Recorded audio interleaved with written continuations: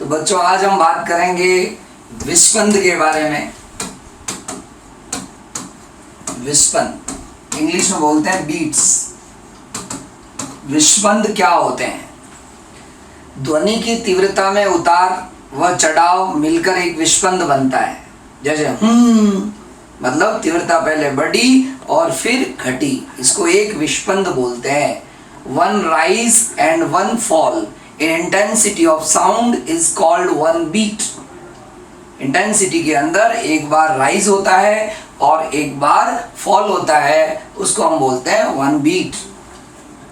इसको हम कर्व से समझ सकते हैं। जैसे ये इंटेंसिटी है और ये टाइम है, इसमें कर्व बनाते हैं। तो मान लो इंटेंसिटी स्टार्टिंग में मैक्सिमम है t इक्वल टू 0 पर। अब इंटेंसिटी धीरे धीरे कम होती है तो इसको हम बोलेंगे फॉल, उतार, और फिर वापस इंटेंसिटी बढ़ती है तो इसको हम बोलेंगे राइज, मतलब चढ़ाव।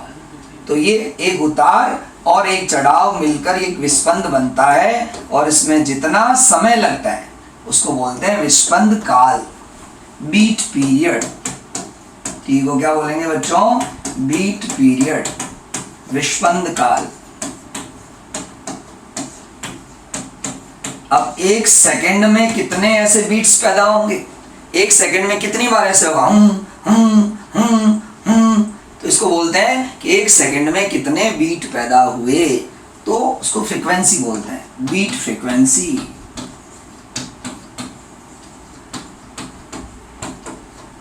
Is equal to number of beats per second. Hindi में बोलेंगे एक सेकंड में कितने विस्पंद पैदा होंगे, तो हो जाएगा 1/t। 1/t क्योंकि t क्या है? बीट पीरियड है, विस्पंद काल है, ध्वनि के एक उतार और एक चढ़ाव में लगने वाला समय है। तो ये हो जाएगा आपका number of beats per second 1/t। जब इसको अपन आगे सॉल्व करेंगे, इसको एक्सप्लेन करेंगे, तो इसका मान, इसकी वैल्यू आएगी n1 माइनस n2। तो यहाँ पर n1 और n2 क्या है? ये दो वेव की फ्रीक्वेंसी है, क्योंकि विस्पंद तभी पैदा होंगे जब दो तरंगें जिनकी आवृत्ति मतलब फ्रीक्वेंसी लगभग समान हो, एकदम एग्जैक्ट नहीं, लगभग समान हो, तभी विस्पंद पैदा होते हैं। और उनमें जो डिफरेंस होता है n1 माइनस n2 वो लेस देन इक्वल टू 10 होना चाहिए। तो यहाँ पर n1 और n2 जो है दो वेव्स की फ्रीक्वेंसी है। जैसे एक वेव ये और एक ये दूसरी है। ये जब दोनों तरंगें मिलेगी, आपस में अध्यारोपित होगी, तो जो घटना पैदा होगी उसको विस्पंद बोलते हैं। उसके कारण तीव्रता में उतार और चढ़ाव होगा। अब इनका difference less than equal to 10 क्यों होना चाहिए? क्योंकि मानव कान जो है वो एक सेकंड में अधिकतम 10 परिवर्तन देख सकता है, प्रेक्षित कर सकता है। जैसे एक सेकंड में 10 बार ऐसा होता है, तब तो हम उसको डिटेक्ट कर सकते हैं, उसको डिफरेंशिएट कर सकते हैं। और यदि 10 से ज्यादा बार ऐसा होगा तो फिर अपने को पता ही नहीं चलेगा, ऐसे इस तरह का साउंड आएगा। तो इसलिए लेस देन इक्वल टू 10 होना चाहिए, मतलब तरंगों की आवृत्ति जो है वो लगभग बराबर होनी चाहिए और उनका डिफरेंस 10 से कम होना चाहिए। अब हम बात करेंगे कि विस्पंदों की सहायता से अज्ञात स्वरित्र की आवृत्ति कैसे ज्ञात करते हैं। तो विस्पंदों की सहायता से अज्ञात स्वरित्र की आवृत्ति ज्ञात करना, तो सबसे पहले हमको पता होना चाहिए स्वरित्र क्या होता है, ट्यूनिंग फॉर्क क्या होता है। तो ट्यूनिंग फॉर्क इस तरह का होता है जिसकी दो भुजाएं होती है, आर्म्स होती है, और ये इसका हत्था होता है, हैंडल होता है। जब हम इसको इस तरह से रबर पैड पे मारते हैं तो ये वाइब्रेट करता है और इसकी जो भुजाएं हैं वो इस तरह से वाइब्रेट करती है और यहाँ से तरंग निकलती है। तो जैसे ही भुजा इस तरह से यूँ वाइब्रेट करती है, इस तरह से यूँ यूँ, तो इसका जो ये हत्था है वो ऊपर नीचे होता है। तो क्वेश्चन आता है कि भुजाओं में उत्पन्न कंपन कैसे होते हैं। तो इनको बोलते हैं अनुप्रस्थ कंपन, ट्रांसवर्स बोलते हैं। क्यों? क्योंकि तरंग यूं जा रही है और कंपन इसके परपेंडिकुलर हो रहे हैं। Vibrations are perpendicular to the direction of propagation of wave, so they are called transverse vibrations. और जबकि जो हैंडल है, हत्था है, हत्थे में अनुदैर्ध्य कंपन होते हैं। अनुदैर्ध्य मतलब लॉन्गिट्यूडनल वाइब्रेशंस होते हैं। तो ये अपना स्वरित्र होता है जिससे अपन साउंड पैदा कर सकते हैं, ट्यूनिंग फॉर्क। तो इसकी यदि फ्रीक्वेंसी हमको ज्ञात करनी है तो हम कैसे ज्ञात कर सकते हैं? तो उसके लिए हमारे पास एक मेथड है, विस्पंदों की सहायता से अज्ञात स्वरित्र की आवृत्ति ज्ञात करना। उससे पहले एक बात और बता देता हूं कि यदि हम इसकी वैक्सिंग करें या लोडिंग करें, लोडिंग मतलब इसके ऊपर कुछ लगा दें, हम हिंदी में बोलते हैं मोम लगाना या भारित करना, तो उससे जो है वो स्वरित्र की आवृत्ति कम हो जाती है। क्योंकि यदि इसके ऊपर आपने मोम लगा दिया भुजाओं पे या इसको किसी भी तरह से भारी कर दिया, तो जब हम इसको वाइब्रेट करेंगे तो इसकी फ्रीक्वेंसी कम हो जाएगी, धीरे धीरे कंपन करेगा। तो हम लिखेंगे आवृत्ति मतलब फ्रीक्वेंसी घटेगी।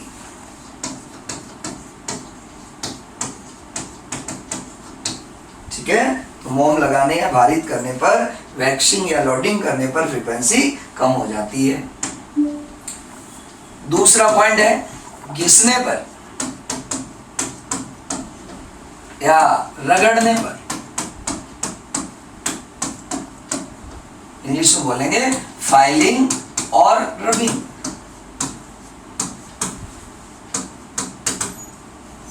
तो उससे क्या होगा, भुजाएं जो है पतली हो जाएगी, ठीक है, थिकनेस उनकी कम हो जाएगी और वो इजीली वाइब्रेट करेगी, इसलिए फ्रीक्वेंसी बढ़ जाएगी। फ्रीक्वेंसी विल इंक्रीज, फ्रीक्वेंसी बढ़ जाएगी। तो इस तरह से चेंजेस होता है।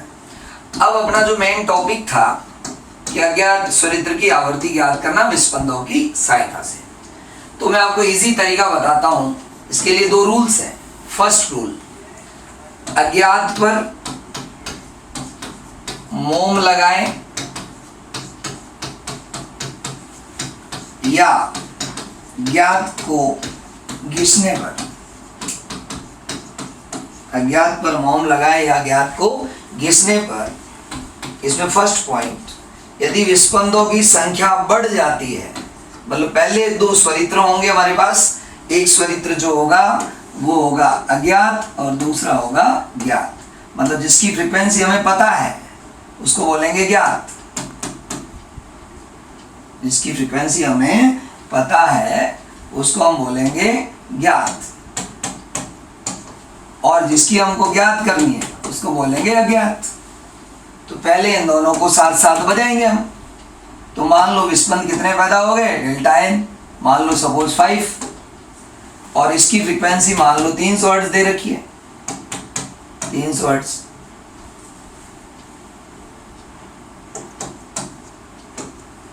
तो अब N2 कितनी हो जाएगी बच्चों, 300 प्लस माइनस 5, क्योंकि विस्पंद जो पैदा होते हैं प्रति सेकंड वो दोनों आवृत्तियों का अंतर होता है। अभी हमने बोला था कि विस्पंद आवृत्ति क्या होती है, N1 माइनस N2।